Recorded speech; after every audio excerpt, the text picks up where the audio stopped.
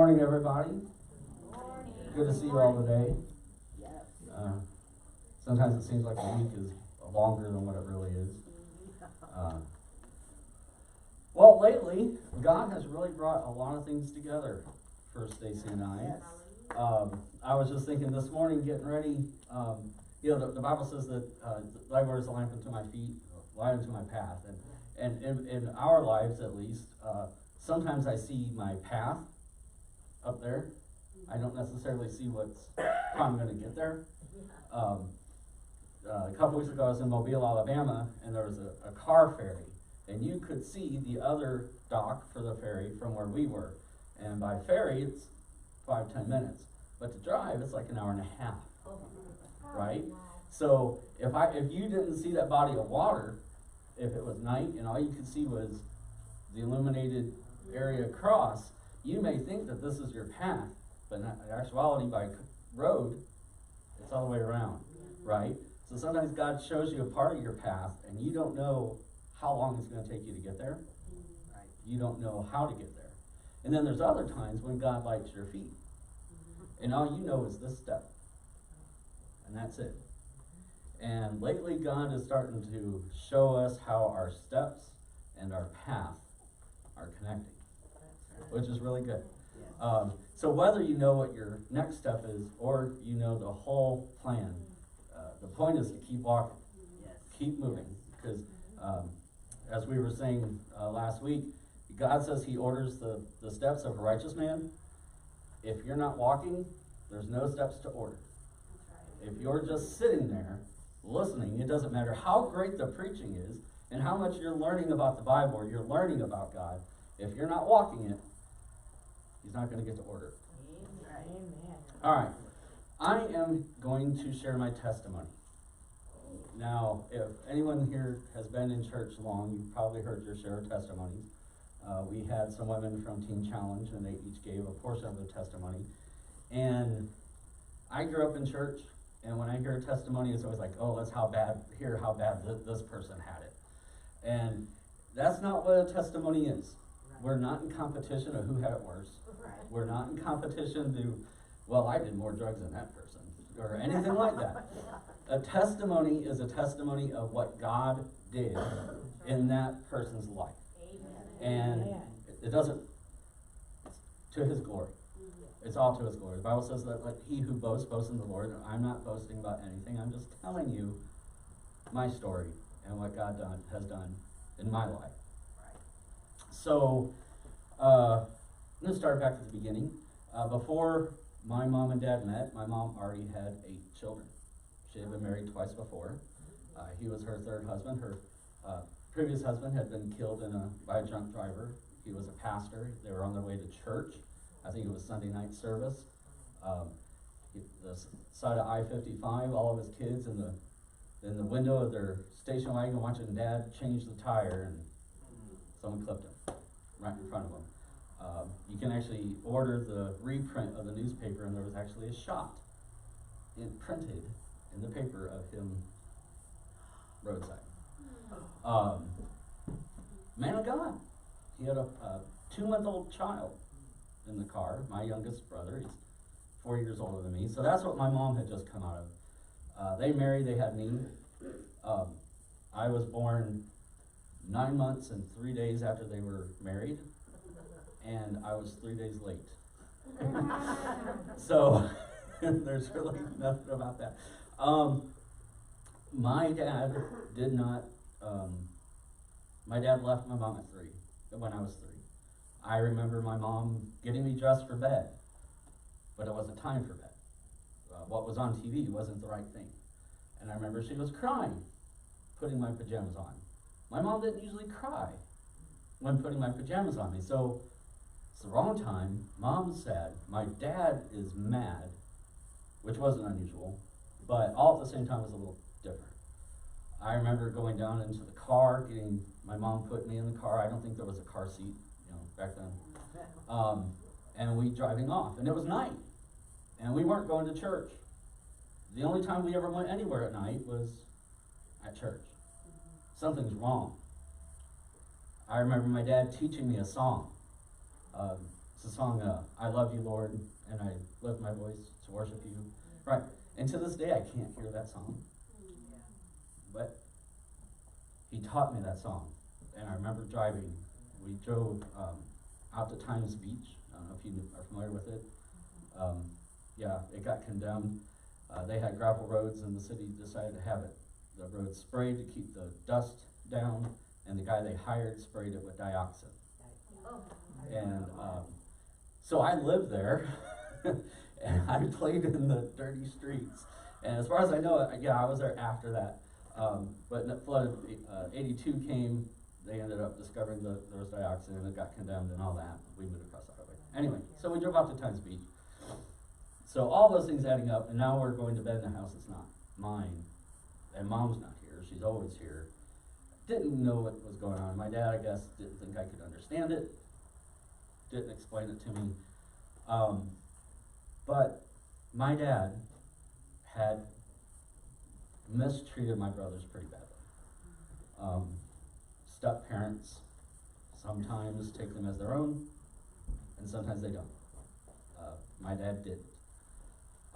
So when he left, thank God for them.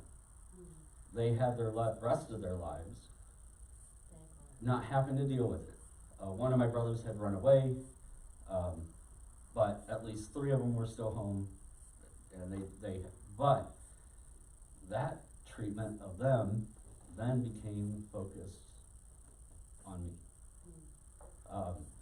Anytime I did anything that reminded him of my brothers, I got in trouble. I got beat for it. And I'm thinking, what's so wrong about them? You know, just because you laugh at something or say something and it reminds you of them doesn't mean that that's inherently evil, right? But it was.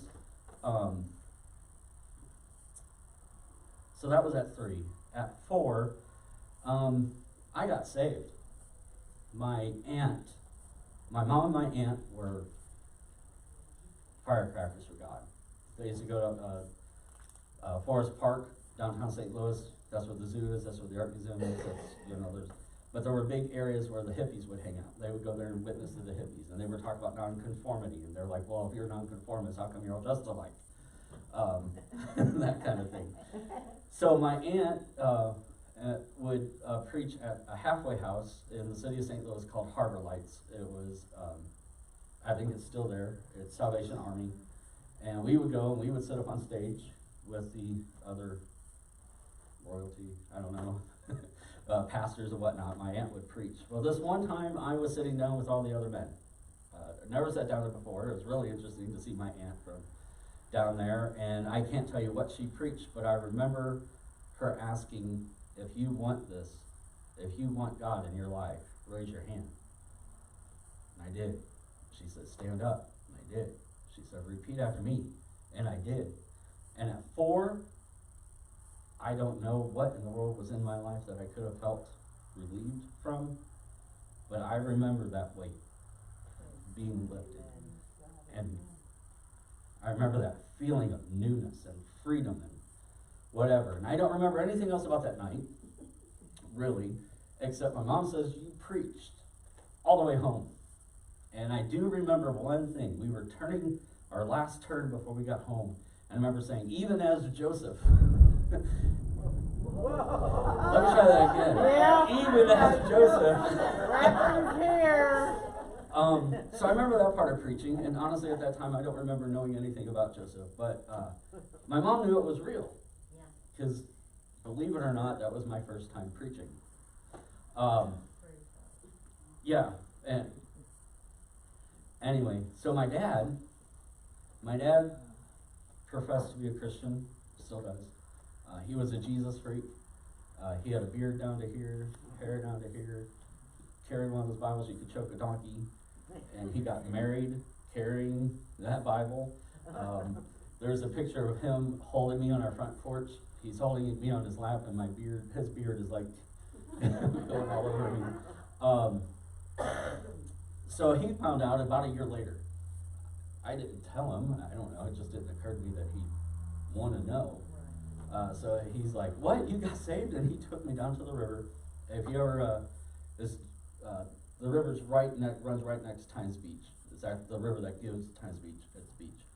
And we drove under that bridge of 44, and he got me down in that river water and dumped me.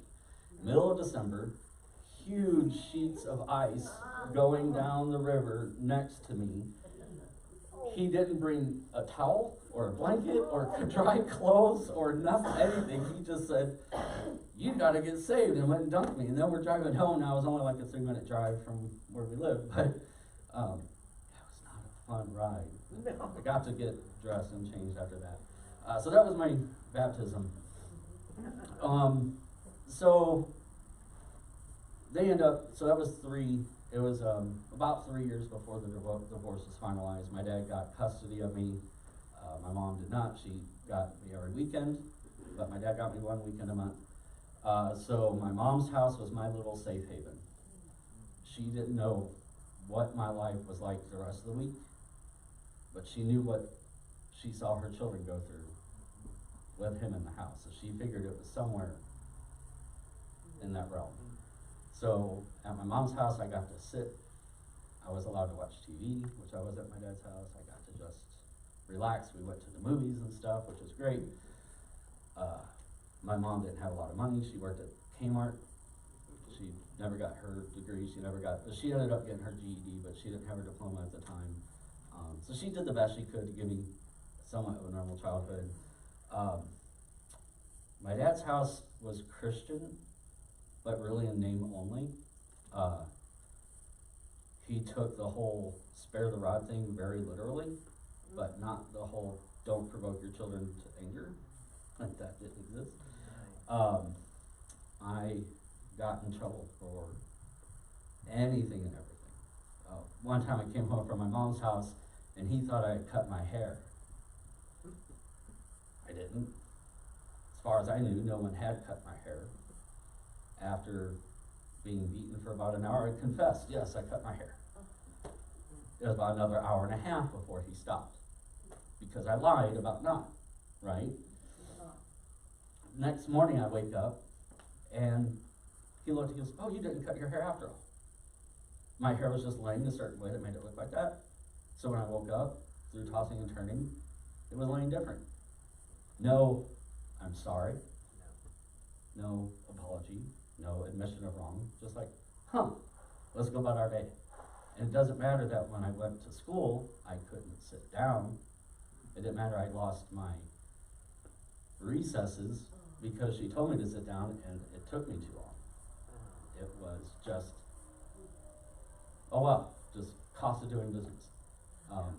I remember his belt breaking on several occasions, and I got beaten because now he had to buy another belt. So he always had a spare.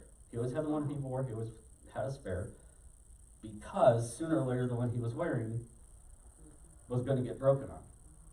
How many of you keep a spare belt? Right. But he planned on it. He knew it was going to happen. If I smiled too much, if I laughed too much, if I was just having fun, I got in trouble. One of his girlfriends, she had a son, and I don't know what it was. Have you ever met somebody that you just click? And like everything they say is funny and you can't stop, and everything you say is funny and you just click, you just have the time of your life? Well, we were over there visiting. Well, I was visiting, I don't know what he was doing, but we were just having a blast in his room, just laughing. And I never had that, kind of friend where we just laughed. And but when we got in the car, I had to pay for being so happy, laughing so much. So that went on. From 3 on, he got remarried when I was 12. He married my 4th grade school teacher, the same woman who revoked my recesses because I didn't sit down fast enough. She's now my stepmom. I was hoping that when they got married, things would change. Like maybe he wouldn't want her to see, and things would. They slowed down. They did slow down. But it was my responsibility to keep the garage clean, and that was a great place where she couldn't see or hear us. So, yeah, things went on. I can tell you one of the best days of my life, besides being, saved, married, having my kids, all that stuff. But as a child, one of the best days of my life when I was 14, he threw a punch, and I caught it. And the look on his face. He looked around for something else he could use, and he saw the vacuum cleaner, but I saw the math in his head. How long will it take me to get it? Pick it up, swing it. And if he just didn't just deflect it, but caught it and stopped my fist, I might be in trouble before I can hit him with it. And he stopped and walked away. And then, 2 days later, he sat me down in my bedroom and told me that he can't make me do what's right, and it's going to be my decision from now on. Basically, he admitted defeat without admitting defeat, but that moment cemented in my mind. So that put the end of that.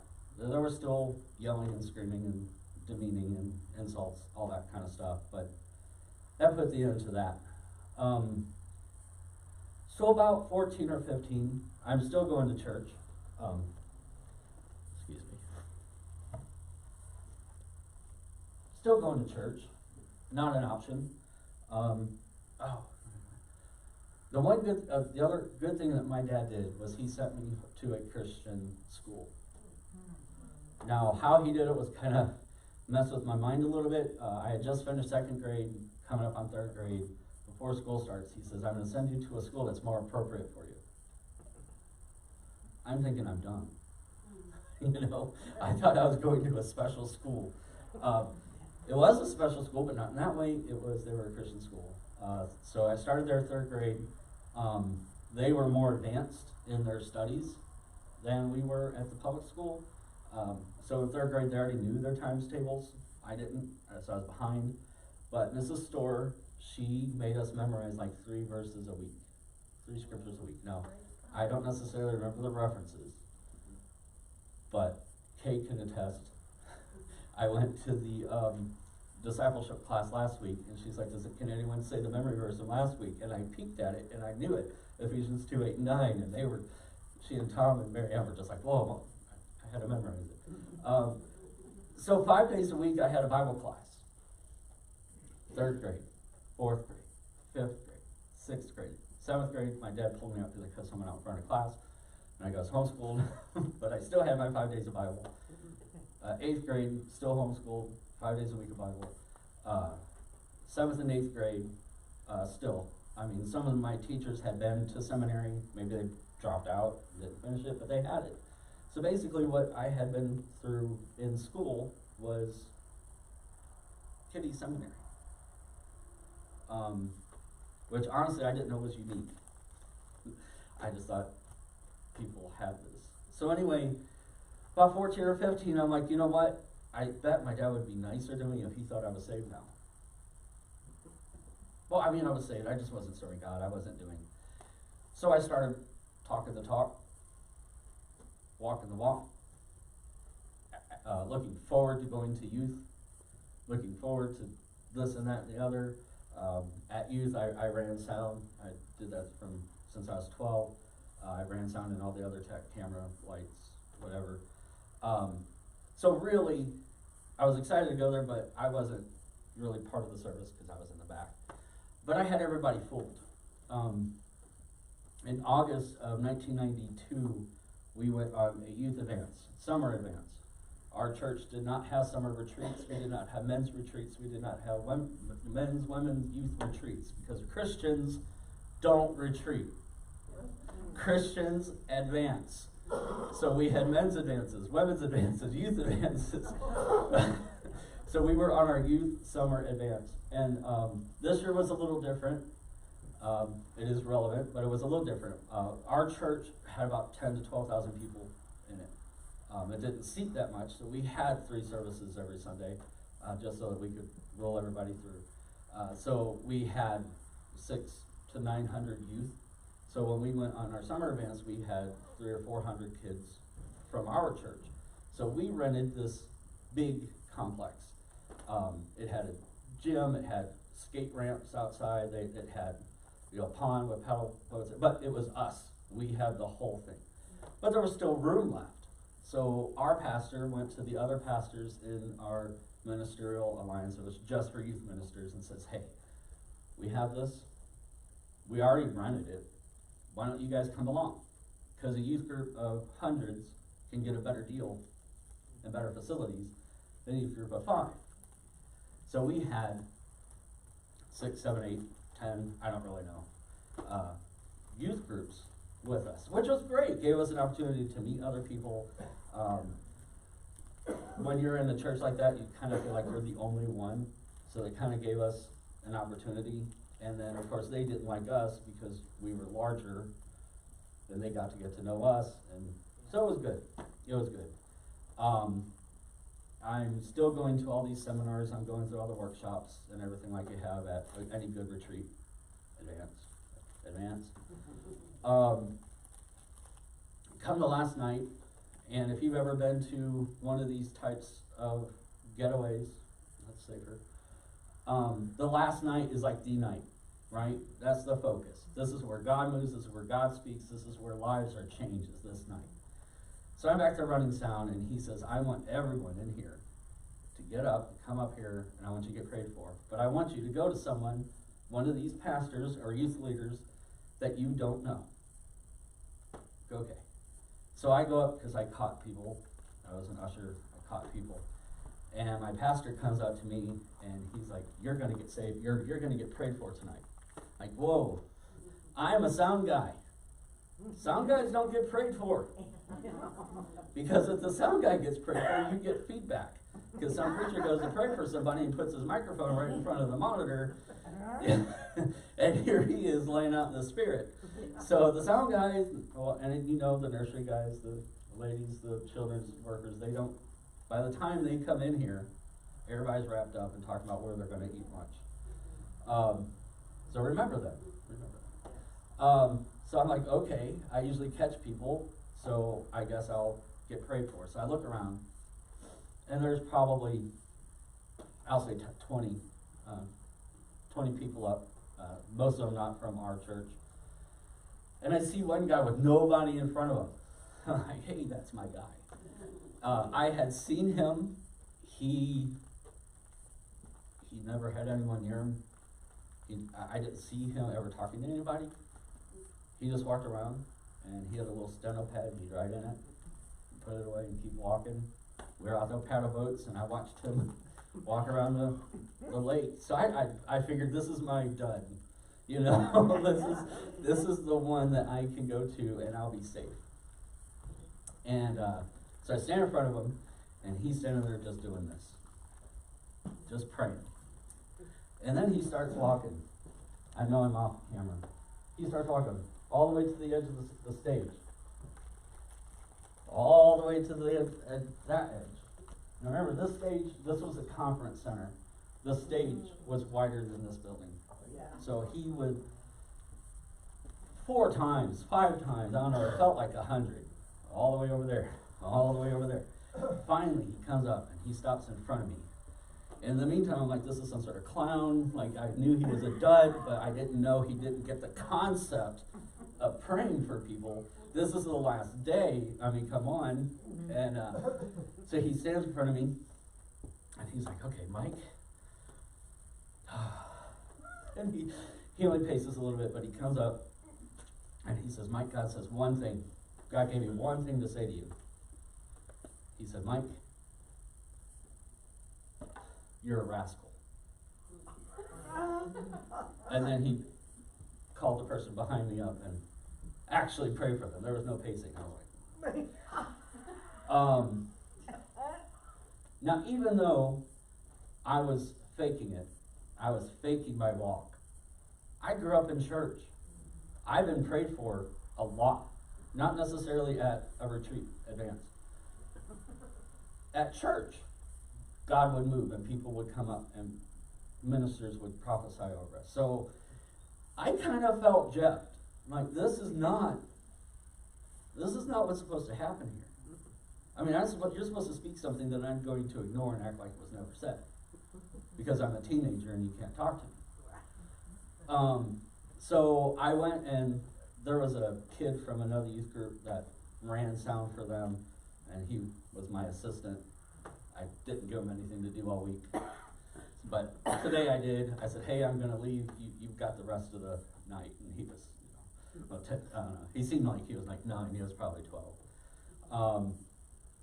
So I storm out of there, and the whole group was going to come out and do bonfires and kumbaya or something.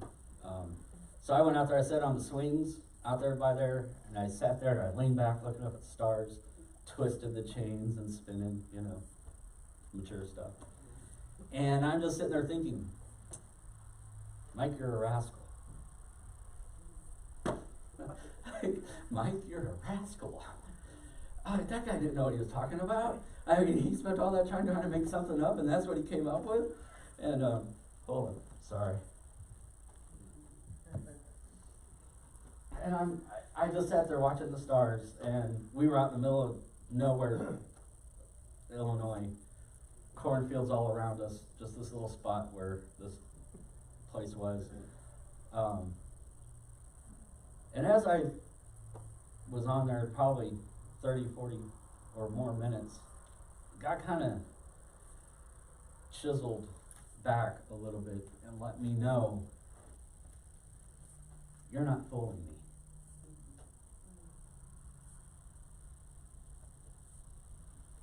I know what you are.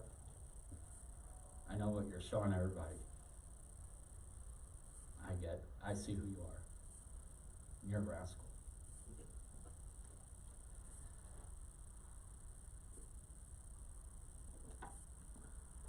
Well, all the other youth came up, did their firebug thing, throw some marshmallows, whatever. I was lost. So I don't even remember. I'm sure I talked to people. I'm sure I had a marshmallow or 12. I don't know. I do remember the next morning waking up, and it was time to go. We were packing up vans and everything. And I just kind of felt different. And we were driving, one of the parents from our church, because our church didn't have a vehicle or enough vehicles to carry all of us, so parents came. So I rode with her there. I rode with her back. I was talking with everybody, joking on our way home, and I felt different. I can't say there was a point where I consciously said, I'm going to start serving God now, but I did. We got home, it was Thursday afternoon. Everybody scattered, went home, except for me. See, at our church, we had started a prayer on Thursday afternoons at 4 o'clock that people from the youth would pray for revival. And for a long time it was exclusive, invite only. I had fooled them so badly. I was invited. Well, recently they had made it public to anybody. Out of the hundreds of kids that went to the summer youth events and got touched by God just last night, I was the only one that stayed to pray. But I needed that contact, right? I needed that connection. Something was different, and I knew it. I'm going to pause there. I'm going to go back in time a little bit. When I was about 15, there were some guys at church, twins. I never really talked to them. I didn't really like them, because when we played basketball, since they were twins, they played really well together, and they would only play on the same team, so it didn't matter how good your partner was, they always won. I didn't like them. Well, a friend of mine had hung out with them one Saturday, and they played football and stuff, but it turned out that they liked Star Trek as well. I had never had friends. I never had anyone to hang out with. At my dad's house, I was grounded all year. He would just pick something and ground me for the year, and the next year again, he'd ground me for the year, so I never got to go anywhere. So I started hanging out with these guys. Of the twins, one of them smoked. Out of the people that hung out there, I was the only other one that smoked. So when it came time to drive me home, John would drive me home. And we would sit there, smoke and talk. Nothing substantive, just shooting the breeze, you know, smoking. At the beginning of that summer, John went up to Wisconsin because he has some friends that they own a traveling carnival, but they also owned a water park up on the Dells. So he went up to Wisconsin to work at the water park for the year. They paid really, really well. I mean, if you ever worked a carnival for one day, I mean, we'd make like $200, which as a 14, 15-year-old, like, whoa, you know, even now maybe. So he went to Wisconsin, and he came back Tuesday while I was at the summer events. So now I'm back, and he's back, and I'm worried.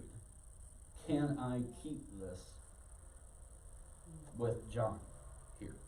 Will I have to sacrifice that friendship, really my only friendship at the time, well, maybe my best friendship at the time, I'll say that.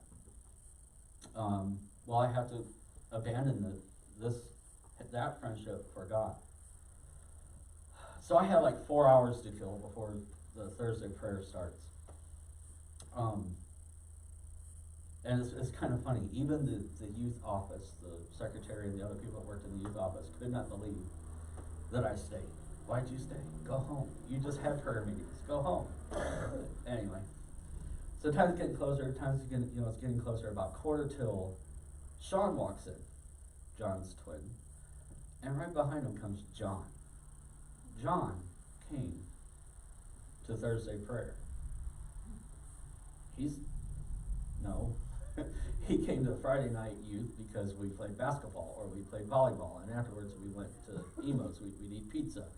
The guy that owned the pizza place went to our church, so he gave us a 50% discount on the food and free soda. So of course, all the youth would flock there. He didn't come on Thursday. So I'm like, okay, I thought maybe he was just, they were twins, they shared a car, maybe he's just dropping Sean off and he wants to say hi to me before he leaves. No, he follows us into the nursing mother's room. That's where we held our prayer meeting because it was quiet and dark. He follows in there and sits down. I'm like, great, now can I even pray with him in the room, you know? Short story long, turns out John started serving God when he was in Wisconsin. And the concern, maybe fear, that I was experiencing, he was having too. God showed up in that prayer time. I can't say what all the prayer times were before that, because I had only recently been invited to attend. But yeah, God showed up big time. I had to go back home because again, I was grounded for the year, so I couldn't go hang out with him or anything. I went home, crashed, got up the next day, which is Friday. We have youth. So now John and I have a chance to talk, and I find out that he had started serving God. While he was in Wisconsin, they had like a little village for the people that worked in the water park. People would come from all over the country to the Dells just to work in the water park, and then after the summer they'd go back home.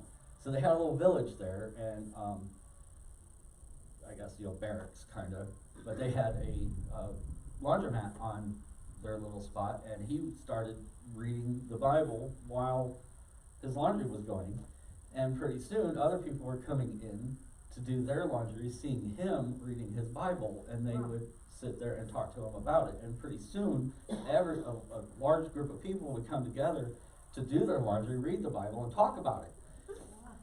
And so he kind of started this mini revival amongst carnies, as these are the same people we worked with in the carnival during the summer, or during the winter doing school carnivals and whatnot. I don't know what came of that. Even though I may have met these guys, or close personal friends of mine, I hope that took root.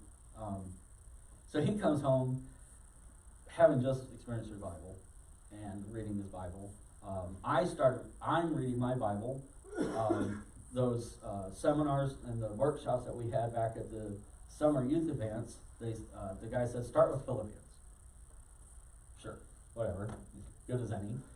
Reading Philippians, like, wow, there's so much in there, you know? And then someone had mentioned James, so I read James. And I probably read James every night for 3 months, because it's just, there's so much meat in there. But then Friday nights and Saturday nights, we'd go to youth. Saturday night, we'd hang out, play football, go see a movie, play laser tag, whatever, come back home to their house, watch Star Trek, and then he'd drive me home and we'd talk in our my mom's driveway. So Friday night, Saturday night was John and I's time to sit there and talk, and we'd talk about what we read. I read this and God showed me this. Wow, I read this over here and God told me something right on line what he told you. And it was that our iron sharpening iron. We grew and grew and grew.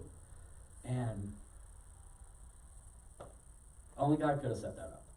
Yeah. Only God could have set that up. And obviously that was his plan. We had been doing this for about 6-8 months. Highlight of my day, highlight of my week was those 2 nights in my mom's driveway. We're there one time, and I could feel, you can feel the spirit. You can feel some people call it the mood, but this is God, so we call it the spirit. I felt the spirit was different. God had something different in mind tonight. And I knew what it was, and it scared me. But I wasn't about to admit it. We're talking, I'm stretching and reaching for anything we can talk about, anything, so that what God was showing me was going to happen wouldn't happen. Finally, we reached the point where I can't think of anything to say for prolong.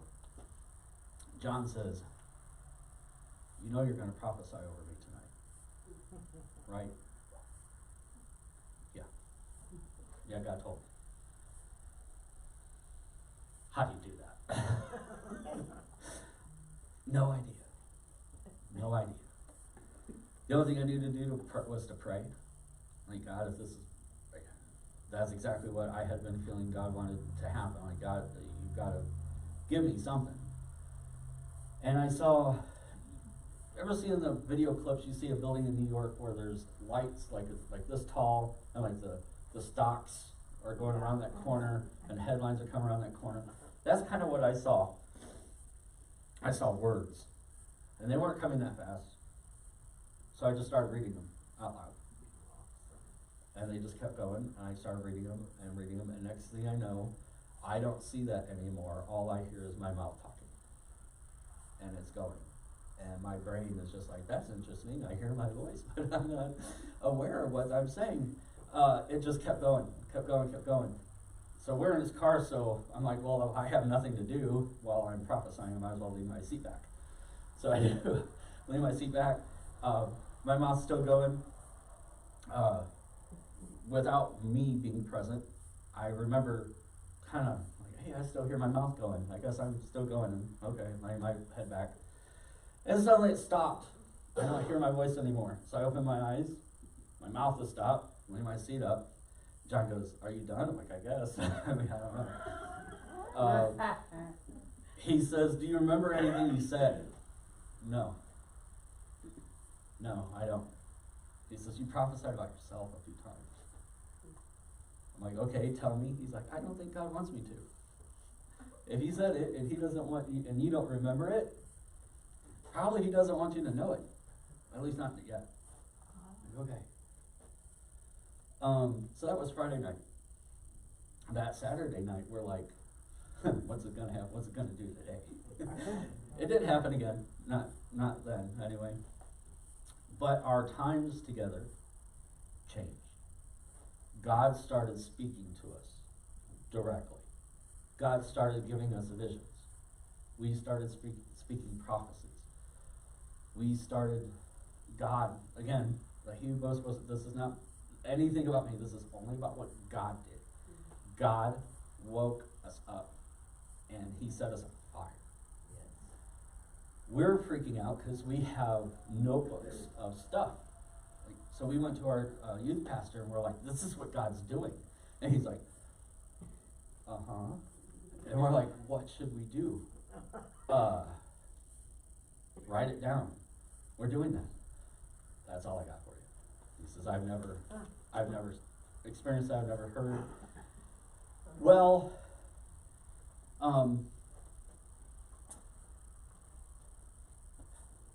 sorry, I'm trying to think of what I should say, what I shouldn't say. I don't want to freak anybody out. I have shared this at a Baptist Sunday school, and I nearly got chased out of the church. So, but yeah, there was a pastor in the room when I shared it, and he defended me, and he says, if you can tell me one thing he said that wasn't biblical, then the senior pastor and I will look at it. He says, but I was there, and I didn't hear one thing that wasn't biblical. So he can stay. In the summer months, it was great because we could sit in my mom's patio. She had a little patio table, a couple of chairs. We'd sit back there in the nice summer air, talk. She had, I don't know, maybe an acre, 3/4 of an acre woods behind her house and the one side. And sometimes we'd walk, back in the grass while we were talking, while God was speaking. And one time we walked back there, and in the corner of where her property line was and the woods were, I can only say we saw eyes staring at us. I was dumb and walked right up to it and looked at it. And that's when I realized what it was. John was quicker on the draw. He knew back there it was not a good idea to come up to it. I came up to it, saw it was eyes, turned around, ran. Hid behind John, probably. I don't remember. I just ran back there. I'm not going to go into everything that happened, but it was a spiritual battle. It was a spiritual war. Eventually, we saw angels. John saw them first. It was about 3 weeks before I saw them. Thank you, God. That I had to deal with it without. Big battle. It wasn't us. It was God. Angels defeated. Angels win. Demons defeated. And in the physical, something really, really interesting happened. They were looking to put a casino right there.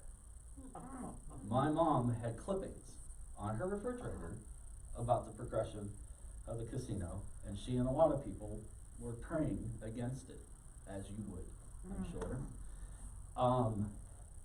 After that whole battle and everything happened, I was getting something out of the fridge, and I noticed the clippings were gone. What happened to the clippings? Mom, what? I remember I'm 16, 17. Where's the clippings? What clippings? About the casino. What casino? You had clippings on this refrigerator. You've been praying for 5, 6 months against this casino. Where are the clippings? I don't know what you're talking about. No one remembered anything about a casino going in at Arnold, Missouri. Now, this is before the internet, right? And without the physical clippings, I couldn't, but John remembered it. I remembered it. Not a single person that we came across remembered it. I don't know what to tell you. And that was probably what it was all about. But it was also about when the final battle was happening, we were watching and we were praying. We didn't have anything to do with it. So that taught us the battle is the Lord's. The battle absolutely is the Lord's. And I'm not saying you won't be a part. I'm not saying you'll never be an observer. But the battle itself is His. So what did that do? Well, when something like that happens, it's really hard not to talk about it. We were talking about it because it was awesome. Scary, but so cool. And pretty soon our friends that were coming over, playing football, seeing a movie, playing laser tag, watching Star Trek, and then going home, were like, can we go sit in Mom's driveway too? Sure. Well, they only had it was a 4-seater Toyota hatchback, but it was really just 2. I had sat in the back of that hatchback, and it was not fun. It was easier to get out the hatchback than it was the door. In fact, at points we had people sitting in the hatchback facing out just because we had too many people to pick up. So now we have like 5 or 6 people in addition to John and I in Mom's backyard talking, praying, still sharing what God's speaking to us. I can't say that God always spoke to us directly. I can't say that we always got a vision or always got a prophecy, but it wasn't unusual. And as we have these people, pretty soon they are speaking things. Well, now they're talking. And now our 7, 8 people total are now 10 or 15 people total. Well, we can't sit behind my mom's plate glass window on the patio talking. She's a light sleeper. So my mom lived a block from the a park. So we would sit on the roof of the pump house. Found out that's pretty visible for cops going past. So we went to a pavilion back. And we would talk, God would show up, God would show up. We're like, you know what, maybe we shouldn't reserve this to start at midnight. I mean, when you're young, you can stay up till 6. I mean, on Saturday nights, we would stay up and talk, and then we would all drive to church in the morning. But when you're that age, you can do that. But we're like, you know, maybe we'd have better time, more, you know, we'd be more comfortable if we started early. So we put word out, said, hey, if anybody wants to house us, if anyone wants to host this, we'd appreciate it. And so we went. One of the parents says, hey, come on over. We have a basement, it's yours. So we did do some of the Saturday stuff. We skipped Star Trek because we all had VCRs, so we could watch it later anyway. So it was, you know. So we show up and we ask the host, they said, is there anything you want us to pray for?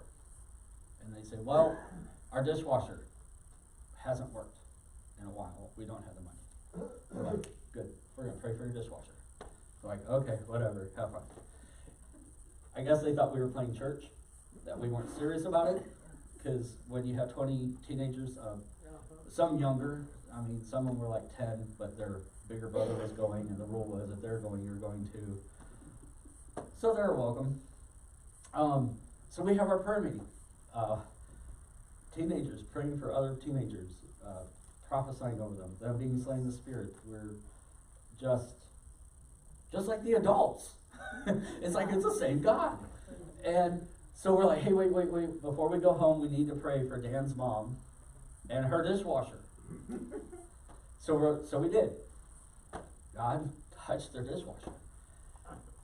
And we would wait a few days, and then we would call the host.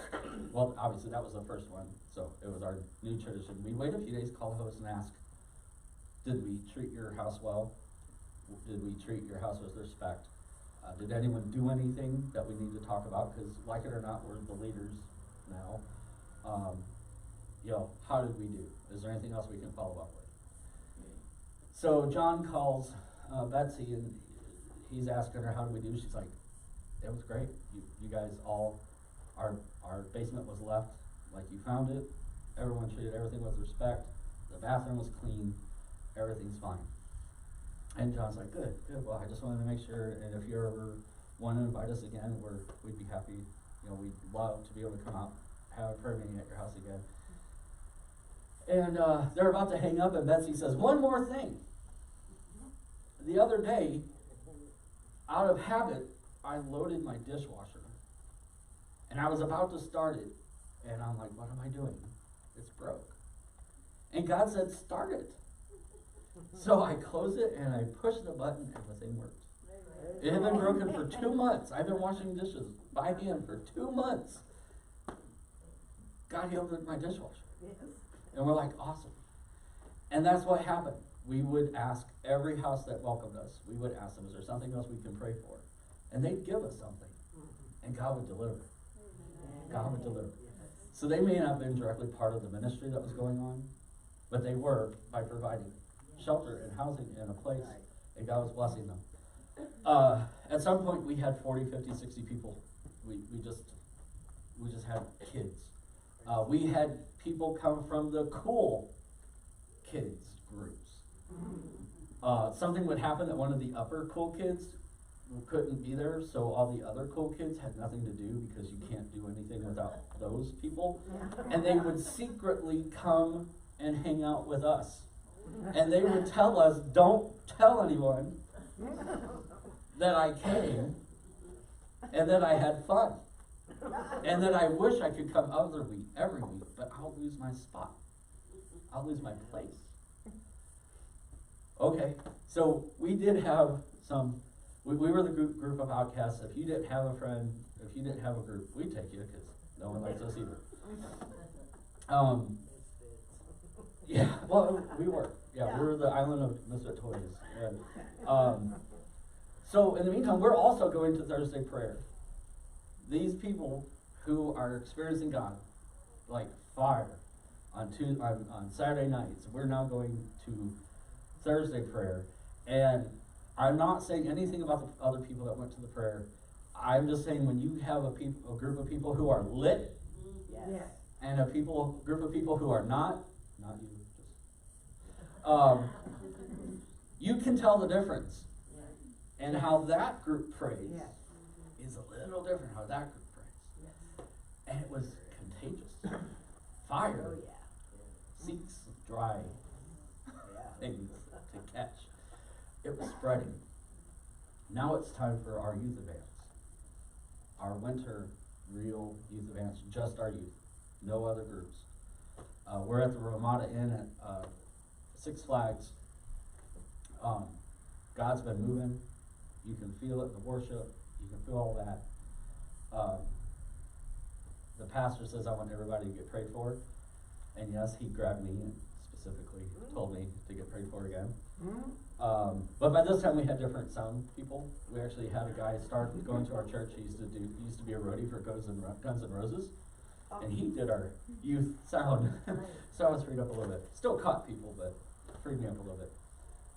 So I had never, as many times I've been prayed for in my life, I've never been slain in the Spirit. Even in our Saturday night things, it was like everyone's goal to see me go down. And like I have 50 people praying for me and seeing it, and I just never went. So Tom says, you're going to get prayed for tonight. He called 10 people who had evidence of the Holy Spirit. People were getting puddles of oil on their hands. And now, the youth pastor didn't realize it, but only 10 people had told him. But in actuality, there were hundreds of kids that had had it. I had had it, but he called the 10 people that had told him they were having oil in their hands to come up and pray for people. Tom tells me I'm going to get prayed for. I picked the 12-year-old girl. Her brother was the guitarist in the band, but she had hung out with us before, and she had prayed for me before. She was one of the people trying to get me to go down, and it didn't work, so I'm like, hey, she's safe. So I was standing there, and she comes up, no pacing, she comes right up, and she says, in the name of Jesus, and I felt like this part of her palm touch, and that's it. I was down. Wow. Actually, let me back up just a touch. When Tom said, you're going to get prayed for, I'm like, he won't know if I don't, because there's too many people to look at, right? And this is what God said after I thought that. He says, are you denying me the privilege of impacting your life? Are you denying me the privilege of moving in your life, of touching you? No. I'm not going to do that. I don't think it's a privilege, but if you want to say it that way, that's fine. You're God. But okay, so I went up to Mary, and she touched me, barely touched it. I was out. Apparently the pastor noticed and made a big thing. I want everybody to witness that Mike went down. So the entire youth got to see me down there. So the revival that God had worked with just John and I, independently and then corporately, moved on to other people. A lot of the cool kids, their brothers and sisters were in our group. Just because your brother's cool, and that, I think, automatically makes you not cool. That spread. It spread. We get back, and we walk in. When we came back from the youth advance, we come back to a active Sunday service. So we walked in and they're already in the middle of worship. All the youth, we had people's attention. People stopped and looked. The pastor, senior pastor, up on stage, he points at us, he goes, something happened this weekend. Something happened to our youth this weekend. And he told the youth pastor, like, we're going to talk. We've got to talk. Next day, I called, our midweek service was Tuesday. I grew up in the charismatic revival. We didn't have our own churches. We piggybacked other people's churches. So a Catholic church would say, you can have our basement, or, well, maybe not Catholic, but a Presbyterian church. You can have our basement, but you can't have it Sunday because that's when we're doing it. We can't have it Wednesday because that's when we're doing it. So they gave it to us on Tuesday. So then our churches started getting bigger, and whenever they got bigger and built their own buildings, they still kept the Tuesday night because that's what everybody used to. Anyway, so it's Tuesday night. So Monday, my youth pastor calls and says, Rick, the senior pastor, has asked for some youth who experienced God to get up Tuesday and tell what God did in their lives. And I'm like, okay. And he's like, and I want you to be one of them. Oh. All right. Tuesdays weren't as big as Sundays, but we probably still had, I don't know, 1,500 people there. And my parents are one of them, usually. At least my dad and my stepmom. So I agreed. We had the praise and worship. Tom talks about the events and he starts calling people up. I get up there and tell my story, just about in the name of Jesus. And then after everybody speaks, the senior pastor says, if you're one of the ones that spoke tonight, I want you to come up here. And I want everybody to come down. And I want you to get prayed for. I saw kids praying for their parents. I seen, it was incredible. It was incredible.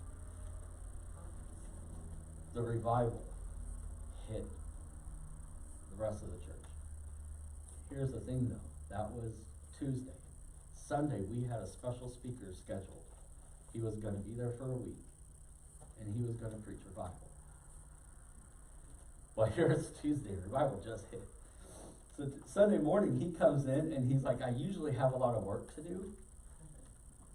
And he did. There were still people that weren't there. There were, our auditorium, I think, held like 2,800 people with the balcony, and he filled it every night. So there were a lot of people who weren't there.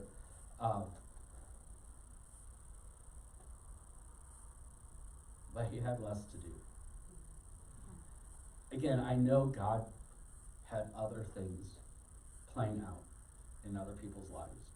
I am not saying that revival was directly only in his move in my group of friends. But I know in part, God put it in motion.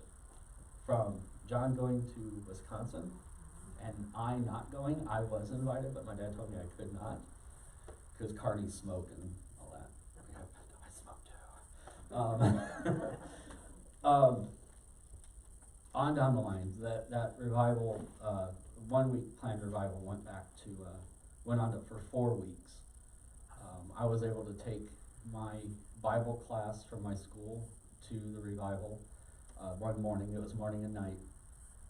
Morning and night, Monday through Friday, and then I don't think we had anything Saturday, but morning and night and Sunday too.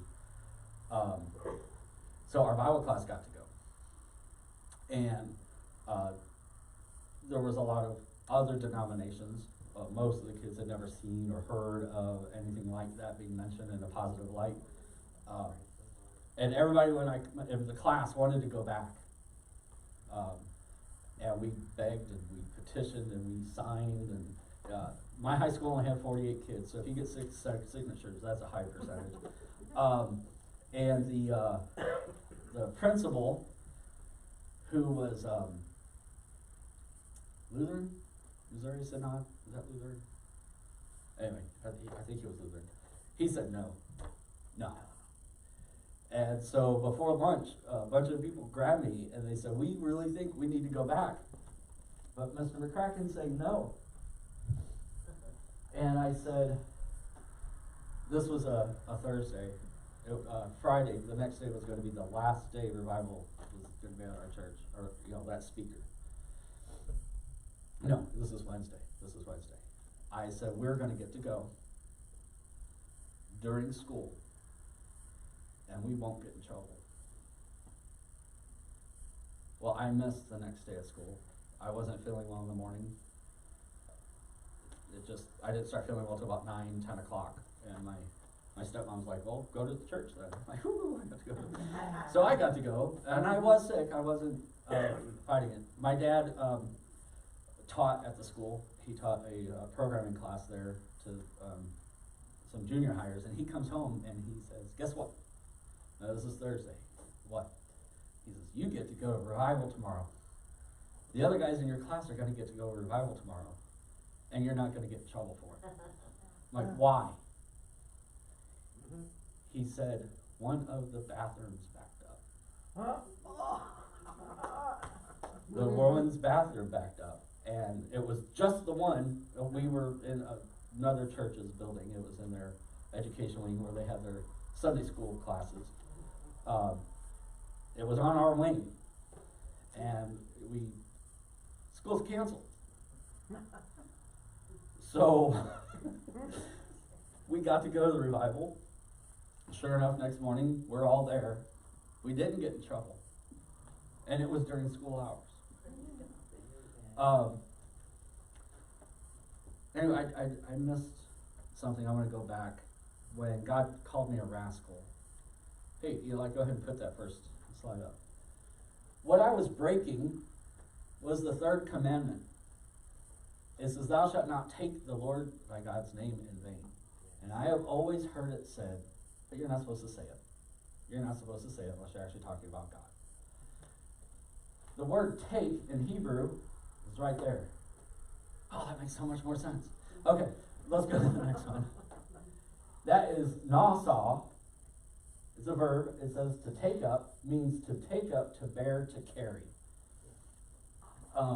When I was giving my testimony at the kind of halfway house in Mobile 2 weeks ago, I equated this to walking into prison with another gang's tats. Walking in with another gang's tattoos, marking you as a leader. You would be dead. Probably before lights out. Or in the Middle Ages, going to battle and they carry their colors, right? Imagine if you walked into a king's court with that king's crest, but they never knew who you were. That's what that means, to take up, to bear, to carry. That's what I was doing when I was pretending that I was following God. I was carrying his name. I was lifting it up as if I belonged, but I wasn't. I didn't. I hadn't given myself to him. And that's what God was saying. He says, I know you falsely claiming my name. Sorry. I want to get that in there. I went through all the trouble to make 2 slides, and poor Eli didn't get to click on any of them. All right, you can go to black. So my life since then has had its ups and downs. Got married. I was 20. I wasn't dating anyone. I thought my life was going to be over and I was going to be single at 20.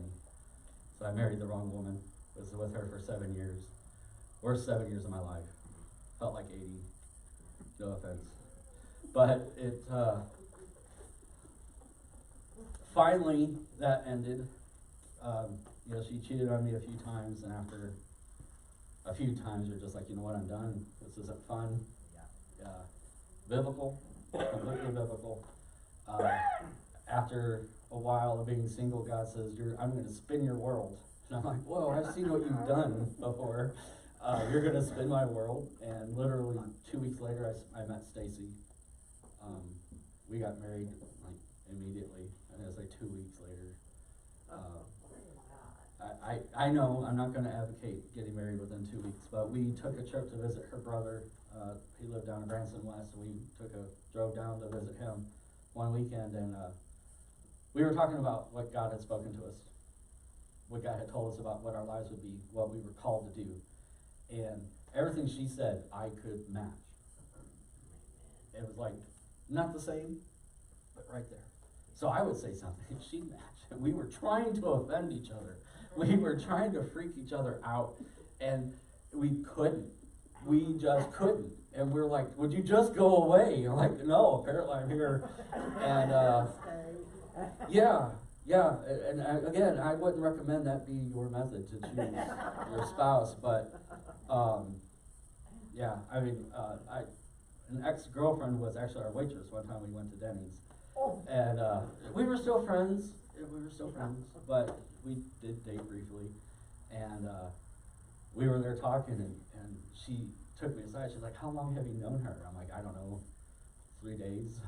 And she's like, you guys are talking like you've been friends for 10 years. I'm like, well, yeah, that's just how we are, and we're still that way. So God took me through a terrible marriage. I think I learned a lot. I am not nearly as angry as I was as a 20-year-old man. Sorry, we just don't grow up that quick. And so I grew up a little bit, still growing up a little bit. But what I want to ask you,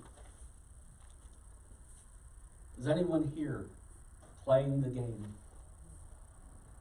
thinking they're fooling God? You might be fooling people. I got invited to that exclusive prayer meeting, which was one of my goals. That was actually one of my things I was going to look for if I'm succeeding. Can I get invited to it? I did. I'm like, whoo, I won. Are you doing that? Anyone?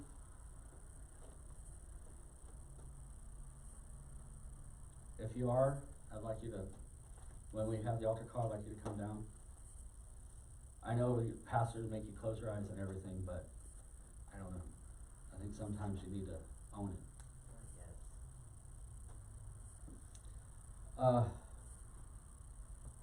First of all, let's just pray. God, I thank you for today. Thank you for all the work you've done in our lives. I know everybody has their own story.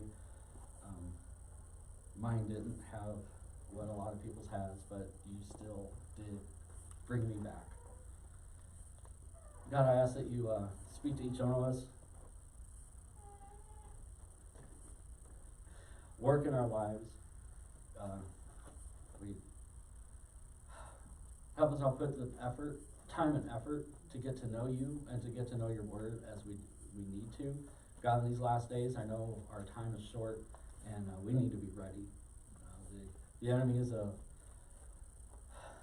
he walks around like a lion, looking who he can attack, who he can devour.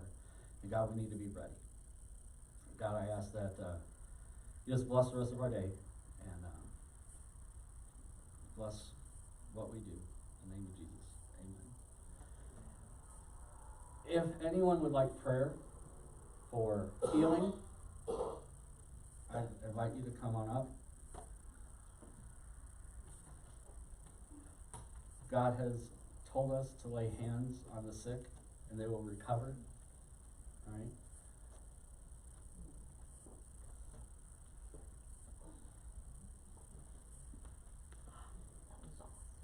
Was it? Oh, God. It was God. You gotta remember that. I'd still be there. We'd all still be there if God didn't show up.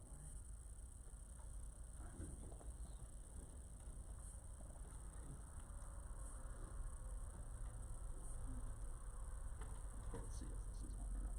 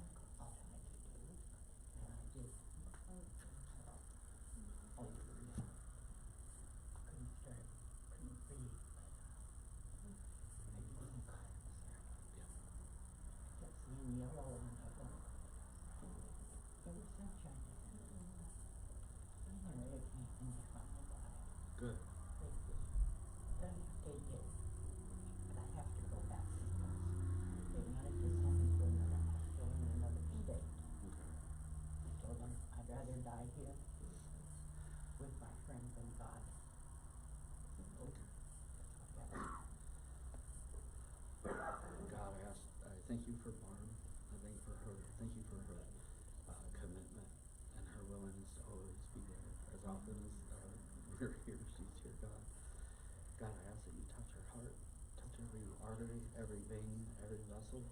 God, let it be open to the extent that it needs to be, and everything be moving the way it needs to be, a healthy way, exactly as you designed it to work, God. Let her go back and let them hook the machines and like, what are you doing here? You need to go back home. We don't need to see you. We have other people to look at.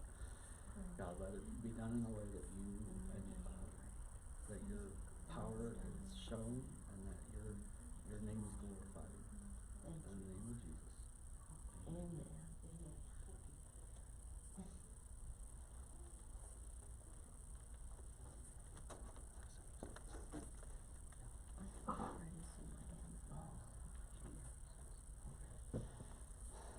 Oh God, we thank you for Sister Lauren, her son's heart, her eagerness to see you and learn more about you. God, we ask you right now to touch his hands and his feet, any other joints, God, that may not be felt yet, but there's a problem developing, God. We ask that you clear them out. Let every joint be perfectly healthy in the name of Jesus. God, that your name will be glorified. And to be able to share this to everyone and them just be amazed at the power of God that still exists, that is still working. In the name of Jesus. Amen.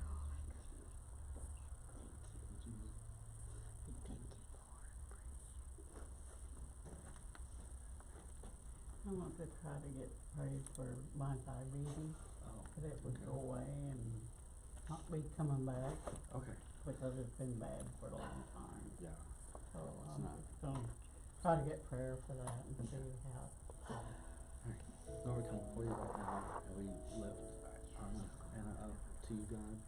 God, she's having trouble with her blood sugar, Lord, and we ask that you give her the strength to do what she needs to do, when she needs to do it, make wise decisions, and God, just help her bring it in control, give the doctors wisdom on how to treat or how to advise, how to keep everything in control and keep her healthy. In the name of Jesus. Amen. Thank you. Praise God.